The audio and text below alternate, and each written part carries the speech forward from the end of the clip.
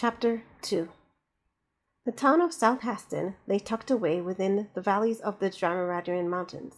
Its inhabitants made their living cultivating the area as a ski town in the winter, a campsite in the summer, and a rich man's playground year-round. Its green forests and gentle slopes, sometimes rising to several hundred feet above sea level, along with backdrops of purplish mountains stretching to the sky, allowed visitors and residents alike to stop and breathe whenever they wanted. And from her perch atop a ladder, Celeste could see it all. Or she would have if she had turned her eyes to look out the windows of the gilded ballroom she stood in. The entire wall behind her was made of picture windows extending floor to ceilings, and overlooking a garden flushed with yellow and red flowers and fountains tinkling in the air.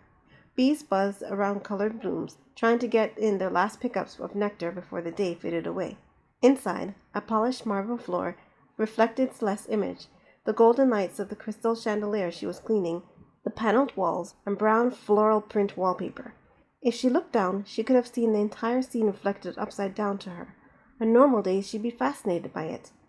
But today wasn't a normal day. Today, Celeste was too busy trying to keep her balance to waste time looking down at the freedom displayed outdoors or at the glory showcased indoors. Usually, balance wasn't an issue. She could do her task with her eyes closed. But today, she couldn't move an inch without her stomach churning and rumbling and sloshing and heaving. It felt like she was in a perpetual roller coaster, her stomach leaping into her abdomen. She swallowed hard and clutched the top of the ladder for balance. Her mouth watered freely. It felt like she was going to... There she is!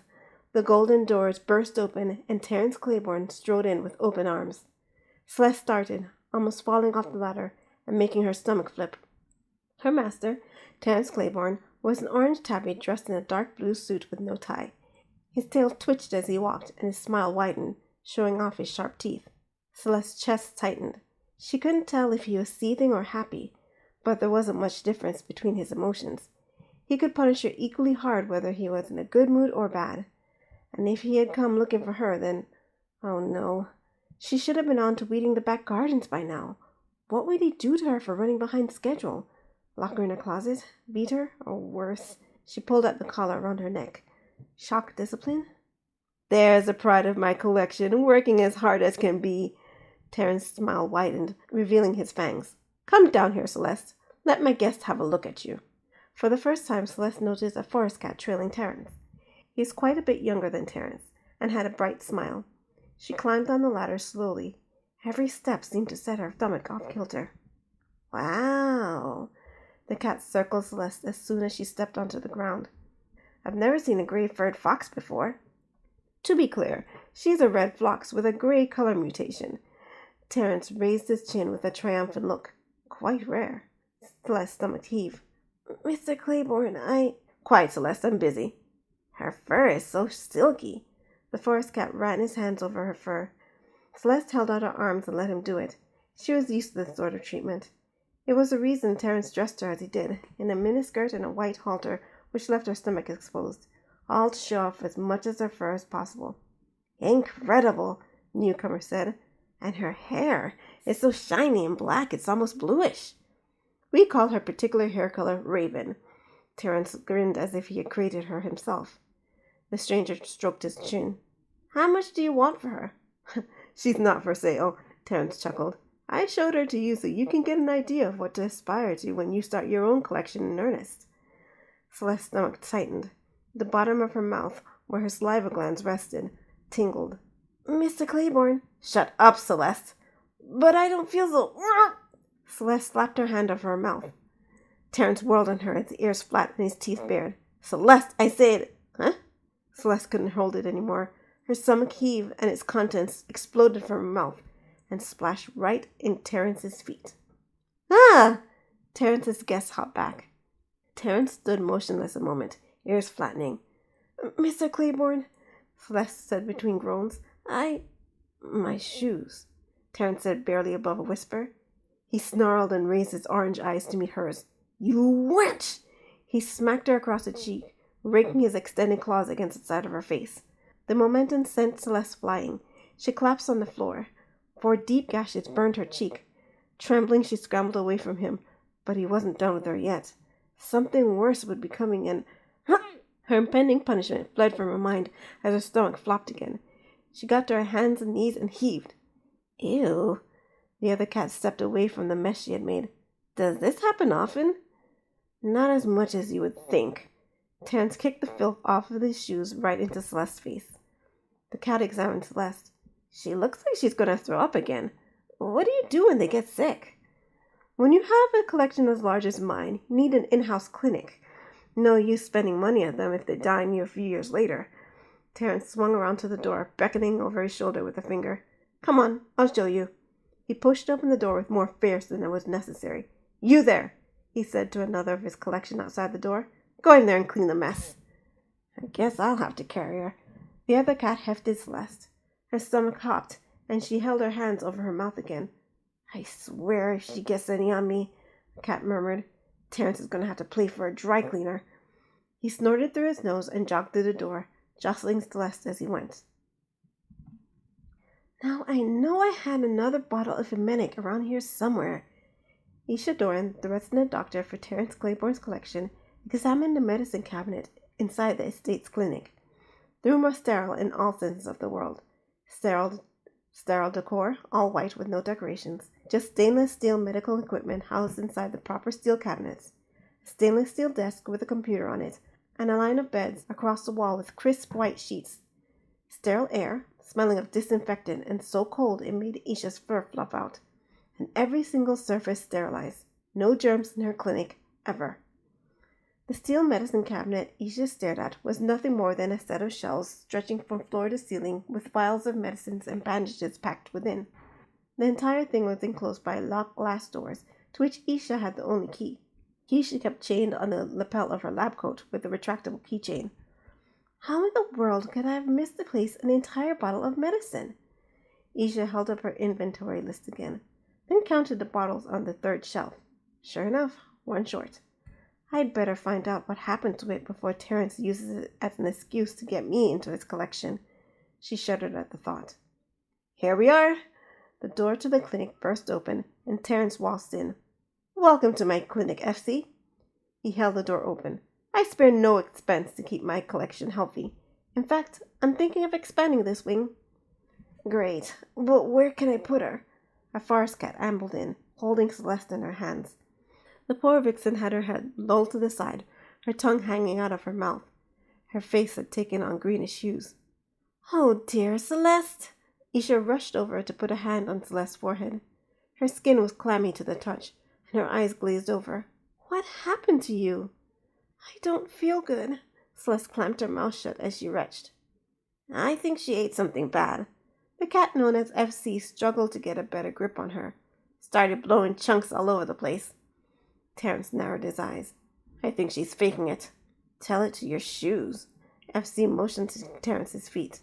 Isha glanced at them. A wet spot with white splotches had appeared on his expensive leather shoes. Set her down on the bed there.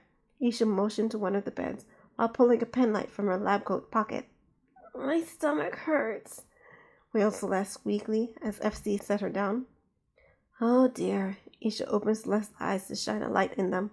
This doesn't look good at all. Ooh, a red panda. FC, freed of his burden of carrying Celeste, circled Isha, examining her from head to toe. Is she one of your collection too, Terence? Isha narrowed her eyes at him. Back off, twerp. FC's eyes widened. He stepped back some. I wish Isha was part of my collection, but Dr. Doran is too smart to put herself in debt. I'll have to settle for paying for her presence here. Terence purred in an unsettling way.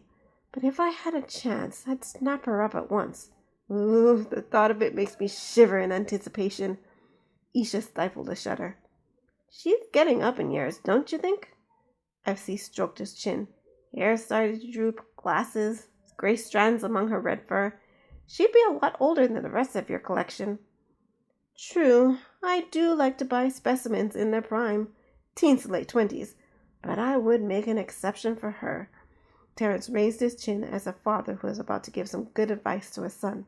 You see, red pandas are rare in this country, and there isn't much chance I'd see another in their prime without smuggling him in. And I've yet to find a reliable trafficking source. Sometimes you have to take what you can get when building your collection. Remember that, FC. Yes, sir. FC gave a mock salute. Isha's fur rose along her neck. The way Terence spoke about people sent disgust rushing up her spine in waves, but she had a salary to earn and bills to pay. If she wanted to stay out of his collection herself, she had to continue on. So she turned her mind off of Terence's disgusting conversation and focused her attention to Celeste. What the? Isha turned Celeste's cheeks to the light. Someone gave her some gashes across the face. She shot a glare at Terence. Terence shrugged. She ruined my shoes. I would think you'd be gentler with her since she's a so-called pride of your collection. And she is. Terence's ears lay fat. But no one disrespects me. Celeste rolled over to her side, her face contorted with agony. It's not like she could help it, Isha muttered, but said nothing out loud. Instead, she picked up a medical scanner. Let's see what else is wrong with you, Celeste. Hold still. Oh. Ugh. Terence, please remove the shock collar. No. Isha rolled her eyes. Must we go through this every time? Why do you need to take it off? SC crossed his arms. It's supposed to keep him contained, isn't it? As I've told Terence time and time again, the collar interferes with the scanner. Isha shot FC a look, warning him to mind his own business. FC raised his hands and clamped his mouth shut. Isha turned her attention to Terence. I can't make an accurate diagnosis with it on. You know that, Terence. What do I care? Terence snorted in Celeste's direction, his whiskers stiffening. This one has tried to escape 5 times last month. She will not have an attempt at a 6th. Isha sighed through her nose. Sometimes dealing with this man wasn't worth her salary. Seeing as though abdominal pain and nausea could be symptoms of anything ranging from food poison to the stomach flu to appendicitis, which can be fatal, by the way, I would think you'd want me to diagnose her properly. Now, off with the collar. Terence turned up his nose and narrowed his eyes. His gaze shifted to Celeste, who whimpered on the bed as she held her stomach. He sniffed. Fine, but first... He stooped to the ground and pulled out a chain attached to the bed. Had this installed since the last time you came in here, Celeste. He attached the chain to her foot. We will not try anything this time, will we? He stroked her hair. Celeste whined and shook her head. Good answer. Terence removed the collar from around her neck. Thank you, Isha said. Now shoo, out. What? Why? FC said. I want to see. Because Terence's presence in my clinic causes my patient's heart rate and blood pressure to skyrocket. Isha snorted at FC. And I don't like you. Now out, both of you. Her attitude stinks, FC muttered as he walked out. I'll be back in the morning to check on her, Isha. Terence pointed at Celeste, his nail extended and catching the light. And if I find out you faked the Celeste, you will be sorry. Out! Isha shoved him out and slammed the door in their faces. Well, he's gone. Thank you, Celeste said, barely above a whisper. No problem, sweetie. Isha picked up her scanner to examine Celeste. The scanner was a flat machine with a screen on one side. It was the latest model, but the results that showed up on the screen were undecipherable. Even with her years of schooling and decades of medical experience, Isha had to turn to a computer to translate the results, which is what she did now. Oh, look at that, she said when the results displayed on the screen. Mystery solved. I should have never let you help me in the clinic last week. She looked at Celeste over her glasses. You're the one who took the medicine from the medicine cabinet, aren't you? Celeste's ears flicked down. Then she ducked her face into her chest and nodded. Her tail slipped between her legs. I'm sorry, she retched, covering her mouth with her hands. I've heard stories of slaves who tried to overdose on medicine as a way to escape the horrors of slavery. But in addition to trying to abuse a restricted substance, you made another bad choice, sweetie. Isha stroked Celeste's hair out of her face. The medicine you swiped is an emetic. It induces vomiting. You didn't take enough to be life-threatening, but you will be throwing up all night. Celeste opened her mouth to respond, but instead of words, she threw up all over the bed and floor. She groaned and flopped all over the mess. Can't have you doing that all night. I wouldn't have a moment's rest if I'm cleaning up after you. Isha glanced at the door. I know what Terence said, but you're in no condition to go anywhere except the bathroom. She pulled the key from a retractable keyring attached to her lab coat and unlocked Celeste's leg. As soon as she was free, Celeste bolted to the bathroom. Isha stood at the door. That will probably be your view for most of the night. There's nothing I can give you to help your nausea. You'll have to bear through it. She turned to the mess on the table and floor. I'll clean up and continue my inventory. I'll have to lock you in tonight. but my room is behind that door on the other side of the clinic, so I'll be with you all night long.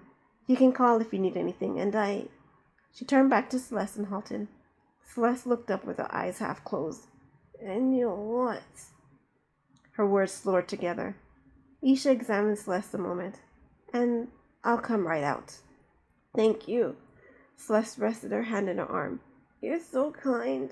She rushed again and thrust her face into the toilet. She vomited. Right. Isha turned away from her. She glanced at Celeste over her shoulder as she went to the closet to get new bedclothes. Now, she wasn't sure, but she could have sworn she had seen Celeste smiling. A triumphant, victorious smile. But no, that was nonsense. Celeste was a slave who managed to get herself sick on vomit-inducing medicine. Medicine Terence would exact retribution for stealing. She had everything against her and nothing to look forward to. What could she possibly have to smile about?